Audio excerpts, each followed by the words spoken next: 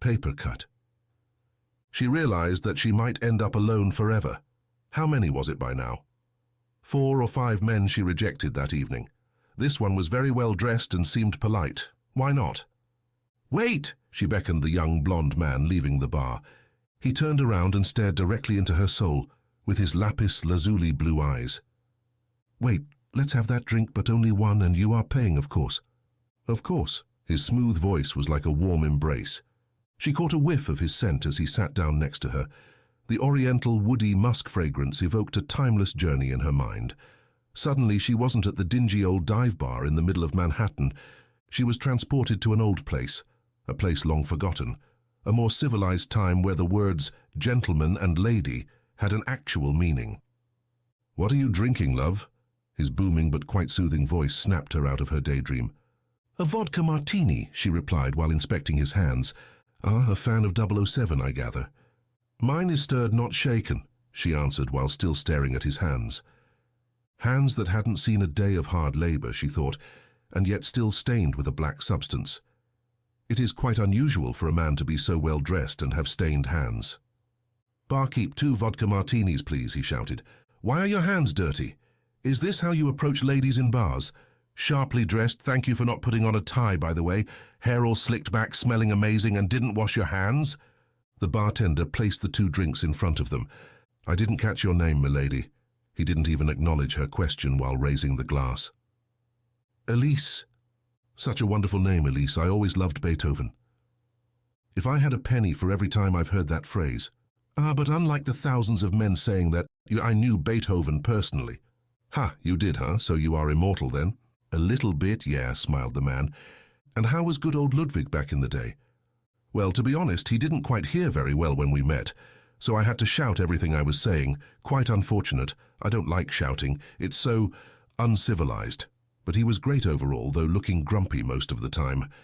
Granted, if I was one of the most amazing composers the world has ever known, and I started to lose my hearing, I would be grumpy too." "And where did you meet him exactly?" She looked directly into his eyes with a big smile on her face. "In Vienna, of course." "And what were you doing in Vienna in, what was it, 1800, was it?" Pretty good," he replied with a condescending note in his voice. 1826 to be exact. "I was a painter, you see, but during my life, I did a lot of things." "Oh, a painter, huh? So do you still paint? Is this why your hands are stained? Charcoal marks, I presume?" He looked at his hands and tried to cover them up with the white shirt he was wearing. "I guess you noticed, huh?" "I did. This is the first thing I asked you and you ignored me. So do you still paint?" "I dabble," he said. "Dabble. You said you've been painting since 1826. For that amount of time you must be a master, capturing every detail, every wrinkle, every loose strand of hair, every glimmer of sunlight reflecting off of a sweaty forehead." He was about to take a sip of his vodka martini and stopped. His eyes were darting between her eyes and her lips. "Let's just say you'll have to find out for yourself." He smiled. "Oh, am I now?" She had power now. An awkward pause fell on both of them like a soft blanket. Elise was playing with the little coaster under her glass. The mysterious gentleman was focused on her open purse lying on the bar. "Let me just say I love your dress. That blue is gorgeous." He finally broke the silence. "Thank you," she answered without raising her eyes. Another bout of awkward silence. "You seem like a hard nut to crack, Elise," the man finally spoke. "Am I now, and how do you know what kind of a nut am I?" She darted her eyes toward his. "Let's just say I have experience with people. People or just single women hanging out in a bar somewhere. Just people in general. I can tell a lot about a person by just a brief conversation," coldly replied the blonde man. "Oh, really? Please tell me about me. I am interested." Elise was about to test him. "You wouldn't like that." He averted his eyes. "Oh, but I am. Please tell me about me."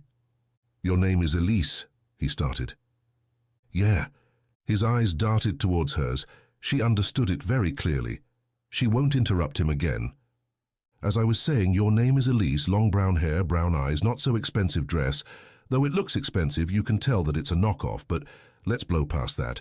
You are drinking in a disgusting dive bar alone in the middle of the night, but it's not that you can't afford a better place.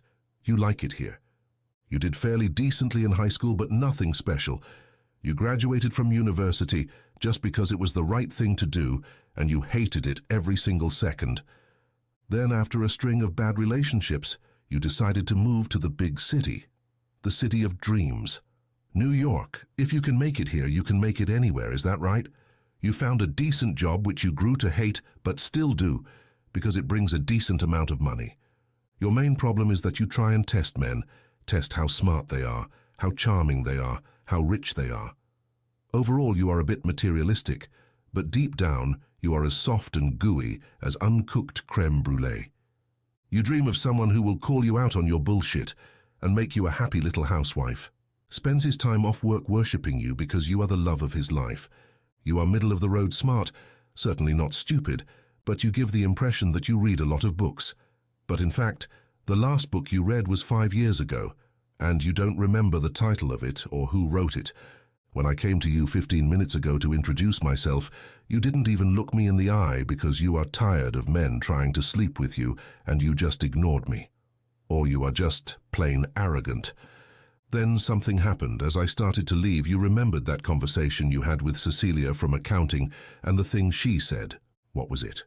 You are going to end up alone if you don't start, giving a chance to random men that come into your life.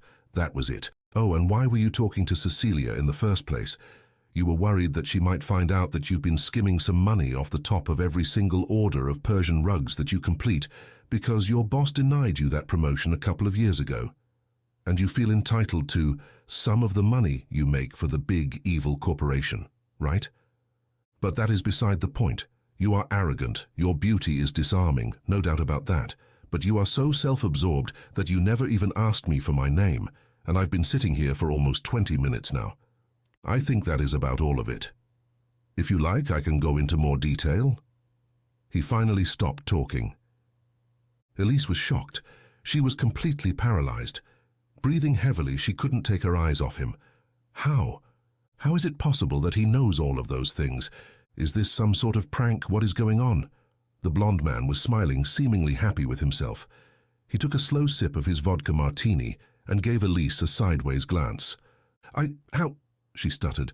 I told you you wouldn't like it, didn't I? Pretty good, pretty good. She mocked him as she was trying to gather her composure. That was almost correct, buddy. Close, but not quite. The woman tried to take some power back, but that was scarily accurate. He took her bluff and beat her. Oddly arousing, Elisa thought, as shivers ran through her body. The blonde man took a deep breath through his nose, held it for a few seconds, and exhaled loudly. A wide smile appeared on his face. Now get away from me, you creep. Elise pushed him away playfully. I am not a creep. Right, and how do you know all of those things about me? Elise, your purse. He said, It is open. I can see your business card. That is how I knew you were working at the Persian rug distributor. Elise clutched her purse shut, embarrassed. Your accent gave away the rest. You are from the south, right? Cecilia was a lucky guess. I just shot a name in the dark. Honestly, the most boring name I could think of. The blonde man chuckled. And the dress or the string of bad relationships? The dress is quite obvious. The original will never allow themselves to have a label on the inside like that, and even if they did, it wouldn't be so huge that it is visible under it. The string of bad relationships, really? You smell of desperation, love. Elise looked away, embarrassed. Even though he seemed like a complete asshole, he got a way about him that just made him so magnetic to her. Even if all of this is true, it's still extremely creepy. Elise started but stopped herself mid-sentence. What is your name? Benedict. Benedict Stirling. The blonde man smiled softly. All right, Benedict Stirling. Even if all of this is true, it is still extremely creepy to do that to someone you don't know, she snarked. Well, if I knew the person, this whole thing would lose its meaning, now wouldn't it? He makes a good point, she thought. They spent the rest of the night in deep conversation. They talked about art, music, love, separations and reunions, the stars, and the universe. He seemed to have a direct link to her thoughts. Anything she thought, he said without hesitation. Elisa's time passed imperceptibly. She became more and more intoxicated, but not from alcohol, but from the irresistible charm of her interlocutor. The bartender approached the young couple. Hey guys, we are closing in 10 minutes. Last call? Ben just waved his hand without taking his eyes off Elise. "Tell you what, why don't I fix you a drink at my place to make up for the confusion and slightly creepy situation earlier?" Ben said, offering his arm while putting his coat on. "Oh, very smooth, very smooth. So this is the play, huh? Creep out women, then apologize and invite them to your place for a nightcap. Only when it comes to extremely beautiful ones. Why do you think you have even the slightest chance of getting me home?" In her mind, she had already decided to go. She just wanted to torture him a little. "Because you have already made up your mind, plus you're curious to see where I live," smiled the blonde man. Elise winked at him and smiled. "Where do you live?" The young woman took his hand. "Not far from here," said Benedict, smiling at Elise. The young couple left the bar and soon arrived in front of a big hotel. A beautiful building in the heart of New York. The Aberdeen was one of those buildings Elise always admired. They entered the main lobby. "Mr. Stirling, welcome back, sir," said the aging concierge. "Good evening, Thomas. How are the kids?" Benedict answered without slowing his pace. "Are those little rascals? You know how kids are," the old man replied. Benedict just laughed and pressed the elevator button labeled Penthouse. "You live here?" "This is home for now," replied the blonde man while watching the floor numbers change. "He is rich." Elise felt a giddy sensation overwhelm her. "Am I really that shallow?" She started pondering. "You know what, Elise? This is a good-looking man. Just enjoy your night. You've worked so hard, you need some fun in your life. Plus, you make a cute couple." The elevator dinged. Penthouse. The man and the woman stepped off. Benedict quickly stepped forward to remove his jacket. Elise was standing in front of the closed elevator doors, stunned. She'd never seen such a gorgeous-looking place before. The whole apartment seemed to be plucked directly from the 1800s. The furniture, the lights, the rugs. Everything was drenched in Art Nouveau. The gorgeous little wooden table with impeccable attention to detail creaked a little as she put her purse on it. The gigantic bookcase next to one of the French windows was filled with all sorts of books, new, old, and some that seemed ancient. "Vodka martini, I presume?" The voice of Benedict came from the kitchen. "Stirred, not shaken," Elise shouted. She was transfixed by the beauty in every corner of the living room. Suddenly, music, not just music. Beethoven's For Elise started playing on a beautiful brass gramophone. Elise turned towards the direction of the music and saw Benedict smiling cheekily, holding 2 glasses.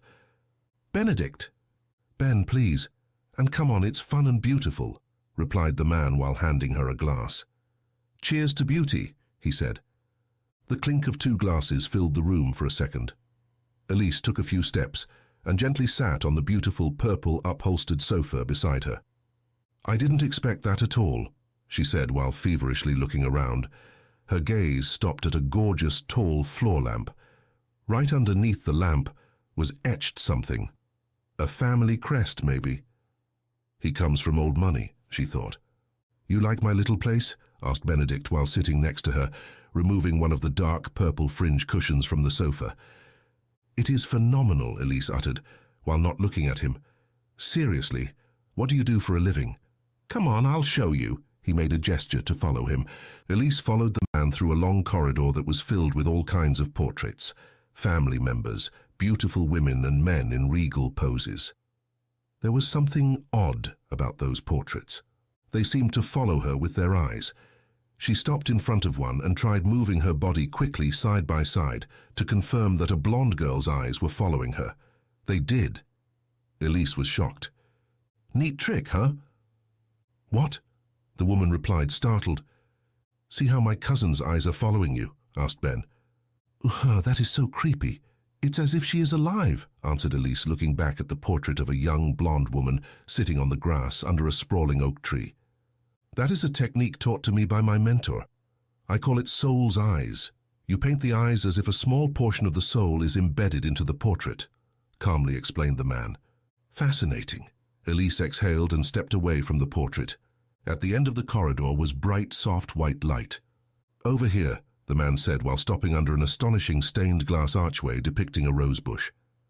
Elise stepped through the beautiful arch and saw an all-white room full of sketches, easels, empty portrait frames, an old desk, probably from the Victorian era, and in the middle of the room was a stunning upholstered chaise lounge sofa in tea velvet. "So you are a painter after all," Elise exclaimed excitedly.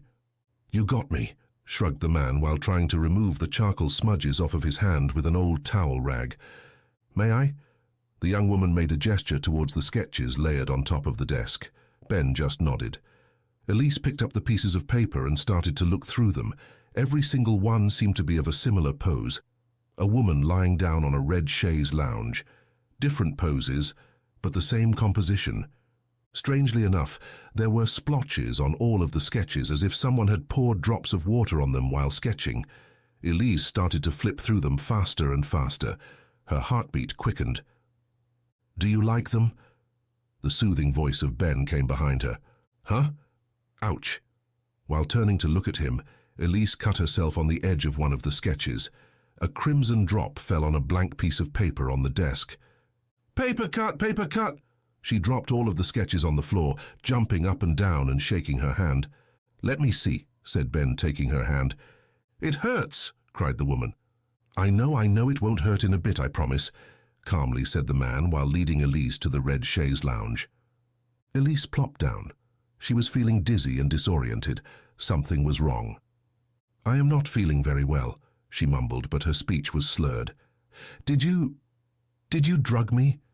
Barely was she able to speak while Ben was lying her down on the lounge. "Of course not. It must be the alcohol and the sight of blood, my dear," softly replied the man. He laid her down and took a couple of steps back, cocking his head from side to side, as if to check if the composition was good. What are you?" Elise tried to speak while putting a hand on her head. "There, just like that." "Don't move a muscle," exclaimed the man happily. "What are you doing? Help me!" The young woman could barely talk. "I am going to draw you, my love. Now shush and let me sharpen my pen." This was not the smooth and calming voice of Ben. This was a cold, soulless screech. Elise was paralyzed. Her eyes weren't even willing to move. She was terrified. Her heart was racing. "Yes, you are terrified," smiled Ben while sitting in front of her with a sharpened piece of coal.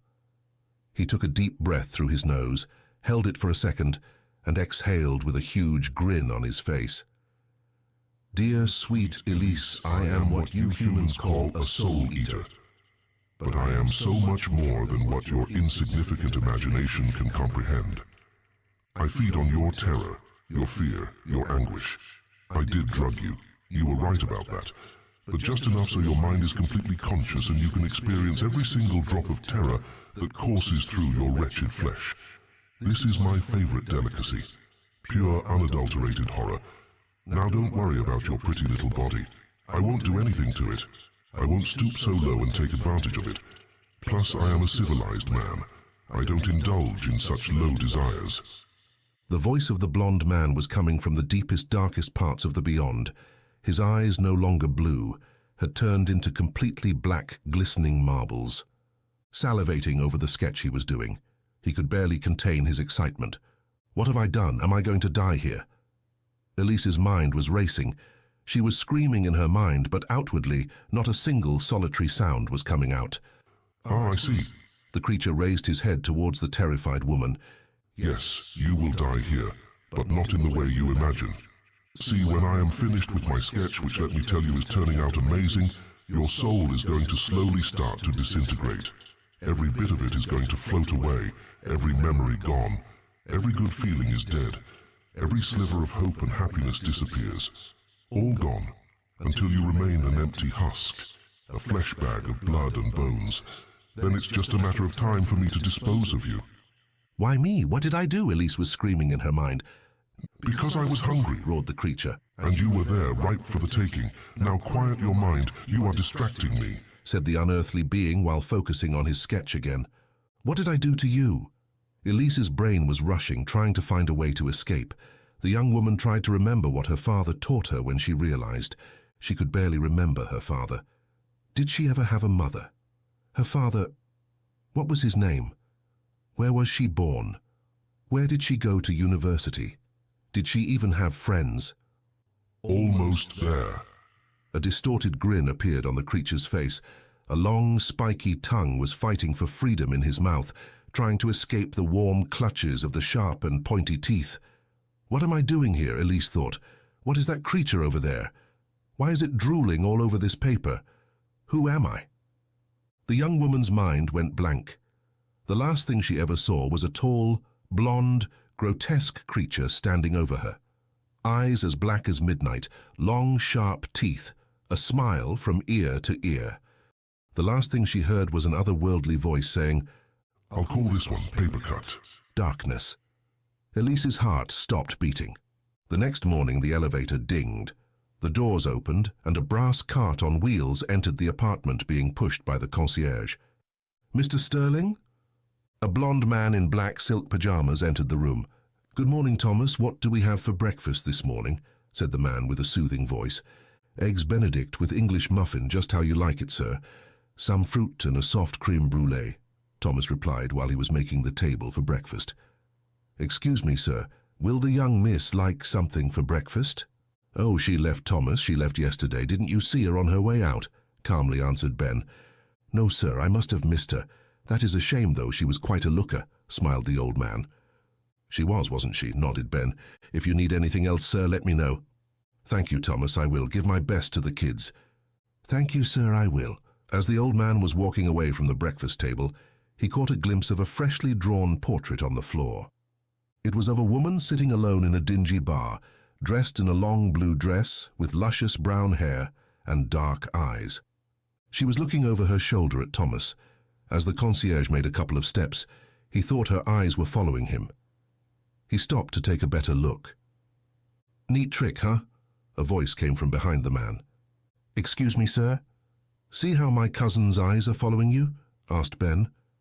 "Yes, sir, fascinating. It's as if she is alive. That is a technique taught to me by my mentor. I call it soul's eyes.